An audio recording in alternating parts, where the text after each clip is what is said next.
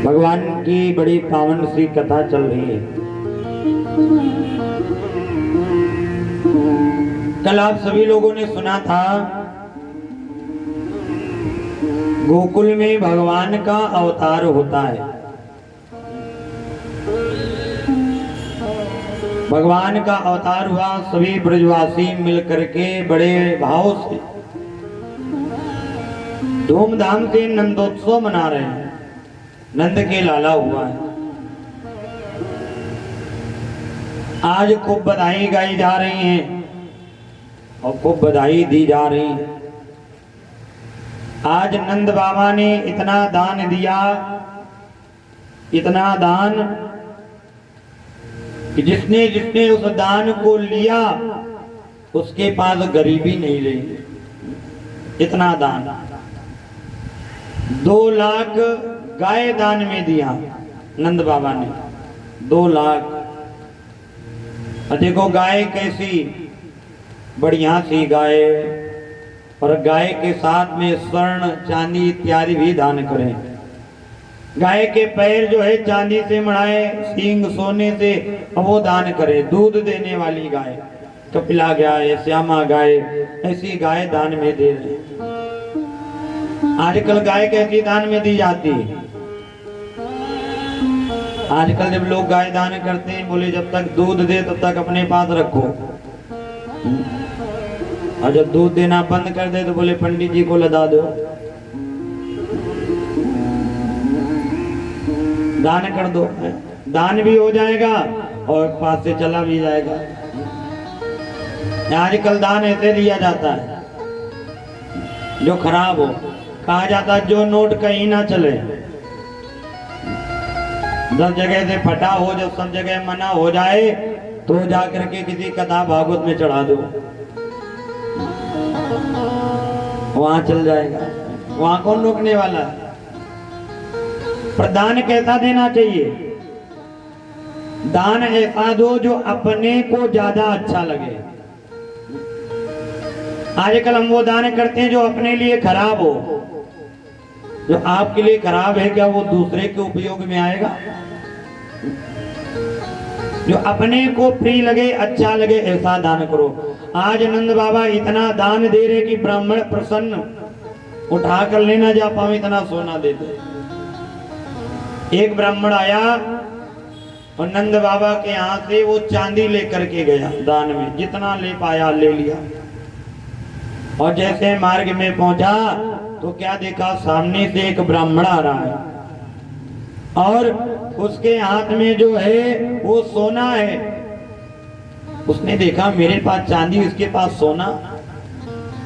बोला भैया ये बताओ तुम इतना सोना कहाँ से ला रहे हो? उसने कहा भैया तो को पतो ना है, नंद के घर में लाला भयो है, तो नंद बाबा इतने प्रसन्न है कि खूब सोने को दान कर रहे हैं। उसने कहा भैया आ तो हम भी नंद बाबा तेरे, पर मुझे चांदी मिली और तुझे सोना मिल गया, ये दुराभाव कैसा?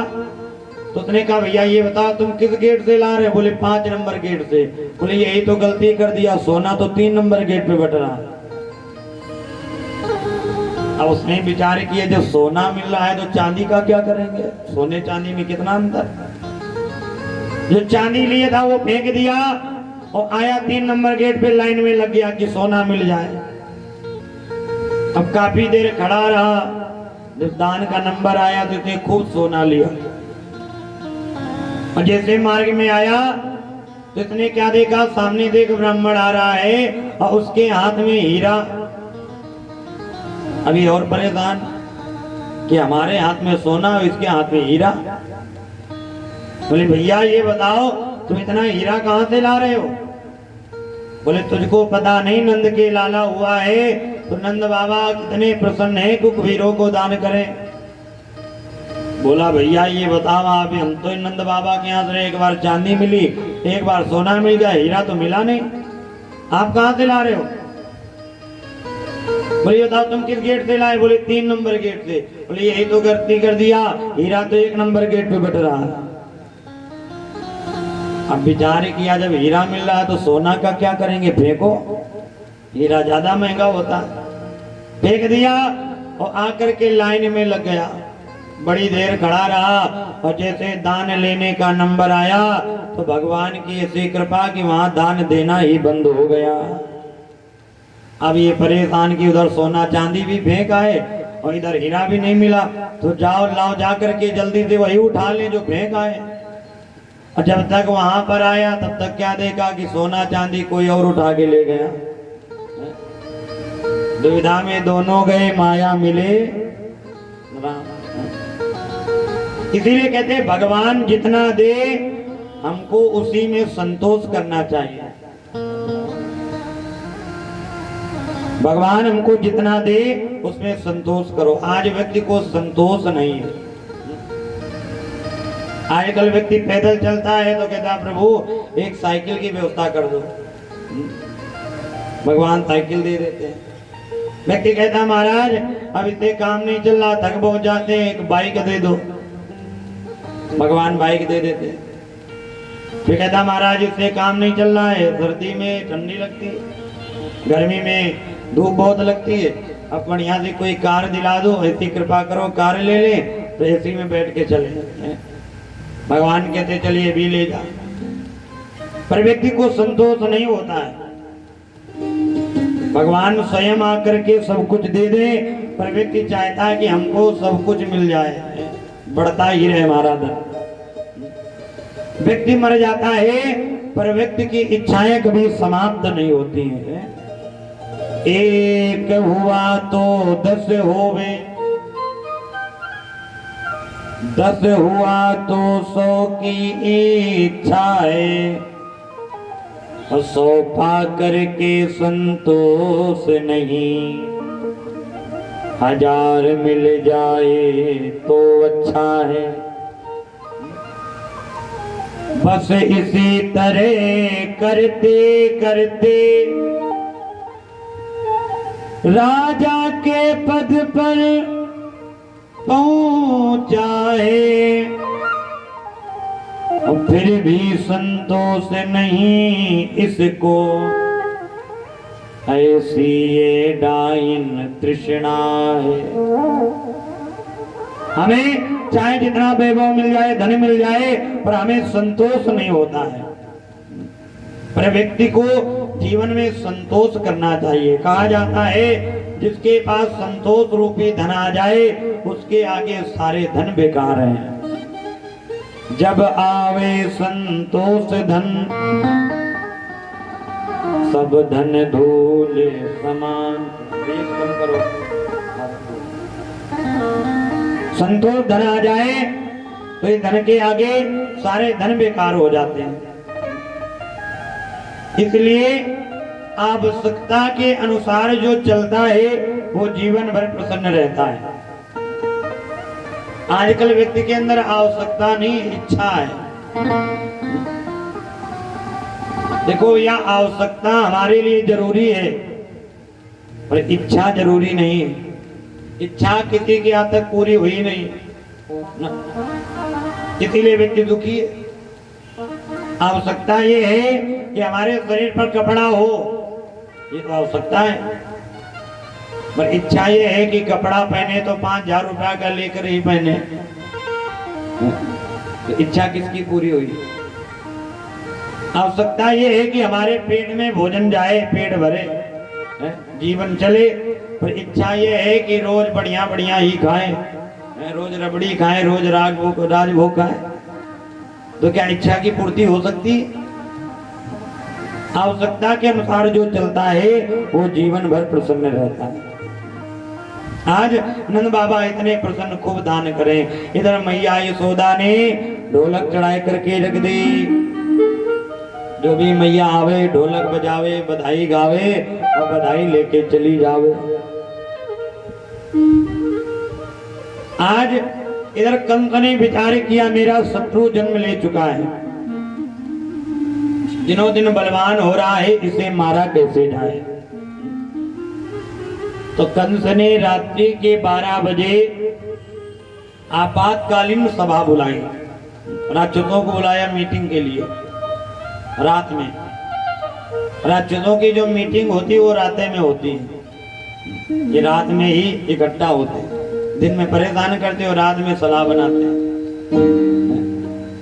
तो आज जब सब राक्षस आए तो कंस ने कहा भैया ये बताओ, हमारा शत्रु जन्म ले चुका है, आप लोग कोई ऐसा उपाय बताओ जिससे हम अपने शत्रु को मार सके। तो एक राक्षस खड़ा हुआ, बोले महाराज अगर कन्हैया को मारना चाहते हो तो एक काम करो। कौन सा?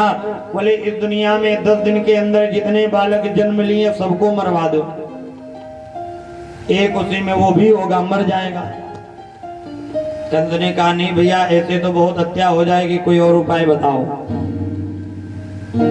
तो एक राक्षस खड़ा हुआ, बोले महाराज अगर अपने शत्रु को मारना चाहते हो तो इस संसार में जितने ब्राह्मण है सबको मरवा दो, वो मर जाएगा। बोले ब्राह्मणों को मरवाने से क्या होगा? उसने कहा महाराज ब्राह्मणों का नियम होता है जब भोजन करते हैं तो पहले कन्हैया को भोग लगाते हैं, जब भोग लगाते हैं तब भोजन करते हैं। और ब्राह्मणों को मरवा दोगे तो ब्राह्मण भोग लगाएंगे नहीं, और ब्राह्मण जब भोग लगाएंगे नहीं तो कन्हैया भूखे पेट अपने आप मर जाएंगे। कंस ने कहा नहीं, ऐसे ब्राह्मणों की अगर हत्या कर दी तो बिना ब्राह्मण के तो हमारा भी काम चलने वाला नहीं। जब ब्राह्मण से व्यक्ति ईर्ष्या चाहे जितनी करे पर बिना ब्राह्मण के काम किसी का नहीं चलता है। जन्म से लेकर के मरण तक ब्राह्मण का ही काम है। जन्म लोगे तो ब्राह्मण नामकरण करे, बड़े होगे आपका तिलक कराए, आपका जनेऊ कराए, आपका विवाह कराए, हर जगह ब्राह्मण का ही काम है। यहाँ तक मरते समय भी ब्राह्मण ही पिंडदान कराता है। ब्राह्मण के बिना किसी का काम नहीं चलना। तो ब्राह्मणों की हत्या नहीं कर सकते, और कोई उपाय बताओ। तो वहां पर एक राक्षसी बैठी थी, पूतना लोक बालगनी राक्षसी रुधिरासना। इसका नाम है पूतना। इसका कार्य है ये छोटे छोटे बालकों की हत्या करती है। पूतना खड़ी हो गई, महाराज अगर आप हमें आदेश दो तो हम अभी मार करके आ जाएं। बोले कैसे मारोगी? पूतना ने कहा महाराज हम अपने स्तनों में पयोधर में जहर लगा करके जाएंगे, वो कन्हैया छोटा है उसको जहर पान करा देंगे, बहाने से वो अपने आप मर जाएगा।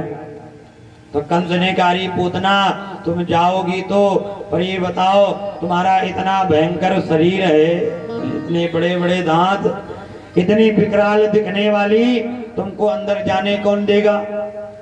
पूतना ने कहा महाराज अगर हमारा इतना भयंकर शरीर है तो हम क्या करेंगे, खूब क्रीम पाउडर लगा लेंगे, खूब अपने आप को सजा लेंगे। बोले दांत क्या करोगे? बोले दांतों को कटवा देंगे, मशीन से घिसवा देंगे।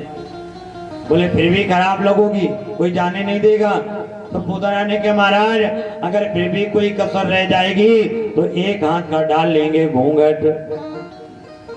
कौन जाने की पूतना है कि राक्षसी? बोले ठीक है जाओ।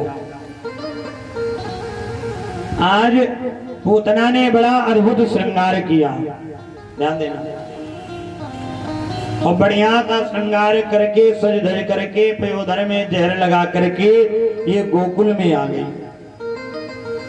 देखो कितनी बढ़िया सजी है, इतना बढ़िया श्रृंगार किया, इतना बढ़िया कि आज जैसे गोकुल में पहुंची तो एक ग्वाला बोला भैया देखो आज या गोकुल में कितनी सुंदर गोपी आई है, बड़ी सुंदर लगे। एक बोलो भैया हमें लगता है कि लाला को जन्म भयो है तो लाला के दर्शन करने के ताई बैकुंठ से साक्षात लक्ष्मी जी आ गई हैं। इतनी सुंदर लग रही है पूतना कि लक्ष्मी की तरह।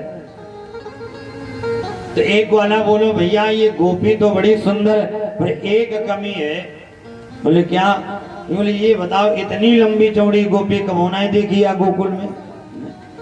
इसका शरीर बड़ा लंबा है, बड़ी हष्टपुष्ट है। तो एक बोलो भैया शायद मैया यशोदा की कोई बचपन की सहेली होए, कौन जाने। ऐसा करो अंदर जान दो, अंदर जाने दो।